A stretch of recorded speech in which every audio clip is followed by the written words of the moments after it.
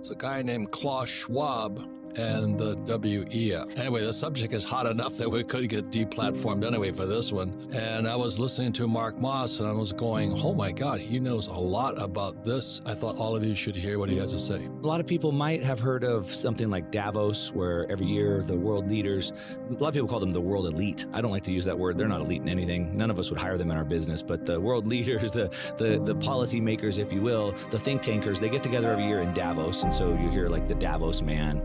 What their policy is this public-private partnership. Public and private getting together to set policy. So they get together every year in Davos, Switzerland at the World Economic Forum. And so it was founded by this guy, Klaus Schwab, who he studied under Henry Kissinger. And he's created this think tank, bringing these people together to try to figure out a better way, a more equitable way to run the world. Watch out, anytime you see that word equitable, you know what they're talking about. They're talking about Marxism. And so what he's done is he's just taken the same ideas. You said we haven't seen this before, but of course we have. It's the same ideas being rehashed. And so it's just Marxism all over. So they get the world leaders together, the politicians, the public, and the private, and they come together in what he's calling stakeholder capitalism. So instead of, we talked about last night at dinner how Rothbard said that businesses should focus on profit. He says, no, business shouldn't focus on profit. Business should focus on the community, ESG, environmental, social, governance. We should be equitable. And so basically distorted all these things, but they want to do it through power, through control, forcing people to comply instead of educating people and showing people better ways. And so they've done it through the public-private partnership, so basically through the money. So now if you don't fall in line with what their policies are, no money for you. What does Kissinger have to do with Klaus Schwab?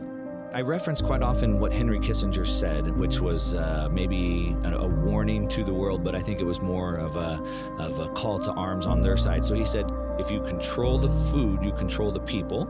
If you control the energy, you control the continent. If you control the money, you control the world. So Klaus Schwab, he studied under him, and so he's carried on these same philosophies. Yeah. And I think, people say, oh, you're cherry picking data. Well, really, like, what are the attack vectors today? So food, we're running out of food. Per the UN, they say 868 million people could starve to death in the next 24 months. Well, you look at what's happening in Sri Lanka today. Yeah. There's rioting going on and all this, but they're starving. Yeah, they're starving. And the Ukraine is going to starve a lot of people.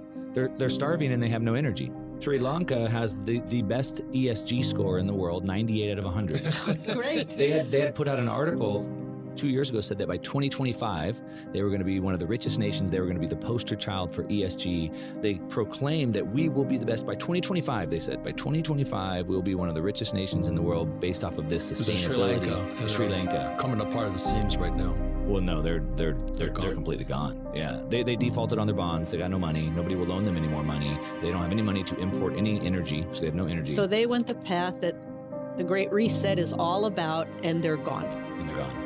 And I think it's important to understand too, like where we're at in the world, right? Where this peak centralization, central planning. Right. I like to say central planning always fails because they don't have enough data. They know they don't have enough data. You can't organize billions of people, right? But they're trying to. And so central planning, so it's World Economic Forum, World Health Organization, and then the UN, the IMF, the BIS. So that's the Bank of International Settlements. The Bank of International Settlements, that nobody knows what the BIS is. And the BIS... It's a central bank. The central bank of central banks, exactly. I had an org chart of the way I see the world, and on the org chart, the BIS sits at the top. Below the BIS, then you have some of these think tanks. So the World Economic Forum is one of them, the Club of Rome, and so they're the policy makers. And then they push it down to the next row in the org chart to the policy enforcers, which are the governments. And so the governments sit a few levels down. So it's really a coup of the bankers.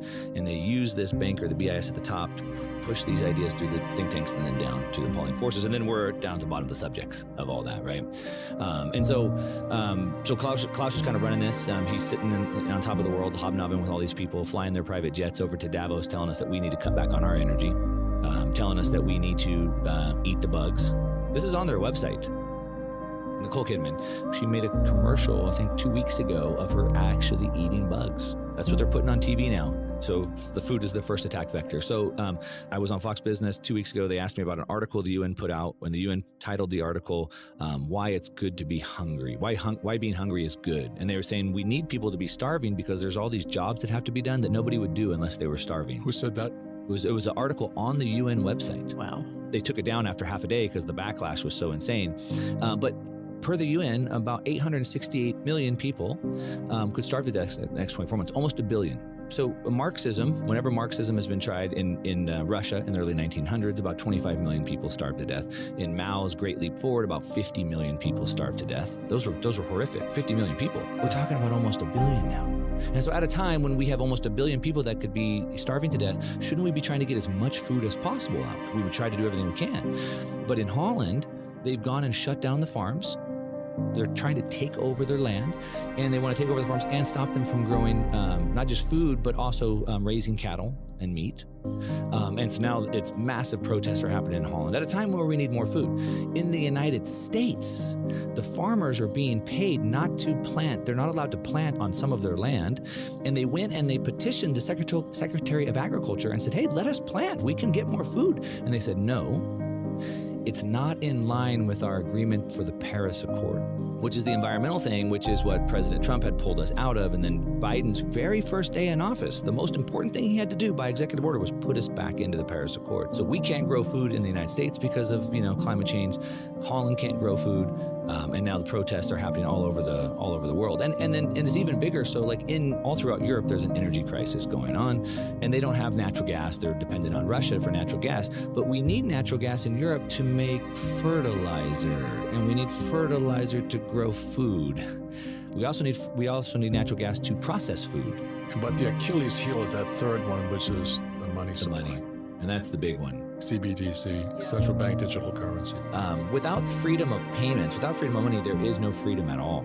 So we're guaranteed a freedom of speech, but if I don't have money to buy a phone or go on the internet or print a pamphlet or build a website, I have no freedom of speech. And if I have freedom of assembly, but I can't pay to put gas in my truck to drive to the assembly, I have no freedom of assembly either. If we go to CBDC, central bank digital currency, and they find out we're supporting, like my friend Marine 3-star General Bergman, they can shut me down. Sure, well, they just prevent the payment from ever happening in the first place. In the Communist Manifesto, number 5, he had 10 points. Number 5 was the creation of a central bank. Right. So central banks are part of Marxism. Of course. That's the whole goal. Yeah. The central bank is communism, central controlled economy. Well, most people are completely uninformed. The one thing that we have to our advantage is their ideas don't work.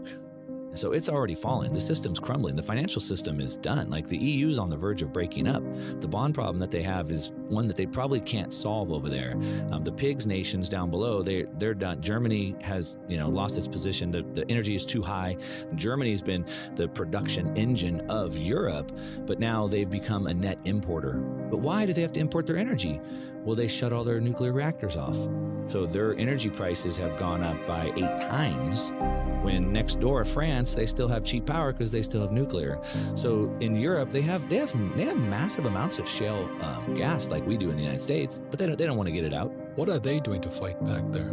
Humans can take a lot of abuse from governments, but when you can't eat or feed your family, that's when it's like game on, right? 9 meals to anarchy, they say. You don't eat for 9 meals, it's on, right? What 3 for me? So what they've been doing is they've been taking to the streets, sort of like we saw in Canada with the truckers, but now it's the farmers with their tractors, and they're taking these tractors and they're making the Canadian truckers look like child play. They are out in serious droves. They've been filling up the city with manure. Good for them. But now it's spread to Poland. It's spread to Germany. So it's backing up. It's like the drain got clogged, and now it's backing up on Klaus Schwab and buddies. Yeah, and so now they're like, well, if we can't grow food, then no food. So you get no food then. And the shelves are bare, and they're feeling the pain. What Marxism thinks is that if we could take away your private property, and we could take, and you could just have everything, like live in a commune, like communism, and we could take away human desire to strive and to have more, because that's what poisons us. This capitalist system that makes me want to work and achieve more and have more just human order. nature. Right, human nature. If we can take that away, people would be happy. Because right now we're unhappy because we don't have what we want. We're always striving. We always have to work harder. And so if we could take that away, so you'll own nothing and you'll be happy because you won't need to strive. Nobody else, you won't see anybody else having something that you don't have. And they think there's this utopia, but they don't understand there's human nature, to your point. But that's what I'm asking you. Is it intent or is it a mistake? It's 100% intent, right? Yeah. So obviously Karl Marx wrote the book, The Communist Manifesto. That book, unfortunately, as far as I understand, has become the most read book in both political science and economics. Correct. What they said is that there's a struggle between classes, the rich and the poor, the proletariat and Yep. the bourgeoisie. Yep. Cultural Marxism today it's a struggle between all classes, white and black, men and women, gay and straight, et cetera, right? Which is the same thing. It's the struggle between people, arbitrary classes.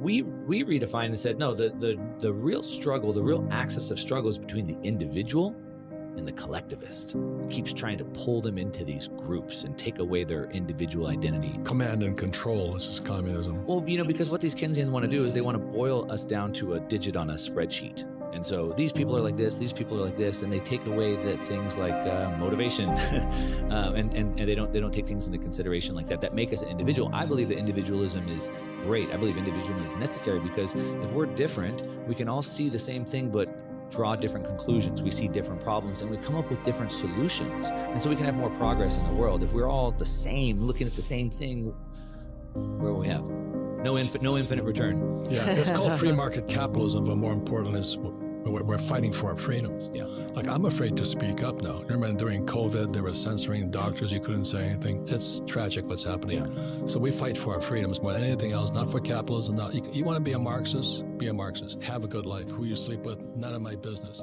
But don't take